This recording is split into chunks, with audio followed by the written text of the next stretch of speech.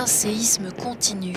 C'est ainsi que des Palestiniens décrivent la situation dans la bande de Gaza, alors qu'Israël a poursuivi ce vendredi son offensive sur ce territoire contrôlé par le Hamas, multipliant les tirs d'artillerie et les frappes aériennes.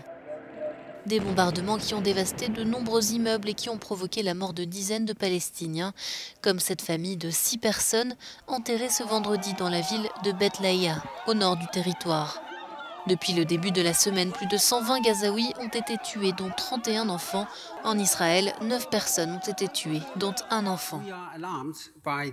Nous sommes alarmés par l'escalade continue de la violence dans les territoires palestiniens et en Israël. Le nombre de victimes continue de grimper des deux côtés et les civils souffrent. Dans la bande de Gaza, où vivent environ 2 millions de Palestiniens, les combats ont également un impact sur l'accès à l'eau, l'assainissement, les soins de santé et la réponse médicale face au Covid-19. Face à ces bombardements, plusieurs milliers de Gazaouis ont décidé de se réfugier dans l'une des écoles du territoire gérée par l'ONU, notamment par crainte d'une opération terrestre israélienne. Mais ces établissements ne sont pas prévus pour accueillir tant de réfugiés.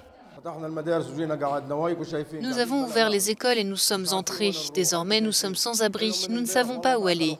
Depuis hier, mes enfants n'ont rien mangé et il n'y a pas de matelas pour dormir. Tout cela alors que la crise du coronavirus fait rage. Nous ne savons pas s'il faut prendre des précautions contre le coronavirus ou les roquettes. Nous sommes perdus.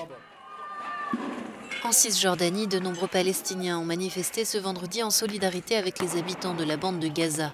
10 Palestiniens ont été tués dans des heurts avec l'armée israélienne et près de 150 autres ont été blessés selon le bilan du ministère de la Santé palestinien. Plusieurs manifestations pro-palestiniennes ont aussi été organisées dans les pays voisins, comme ici à la frontière libanaise, où un manifestant est décédé après avoir été touché par des tirs d'obus israéliens, selon l'agence de presse nationale libanaise.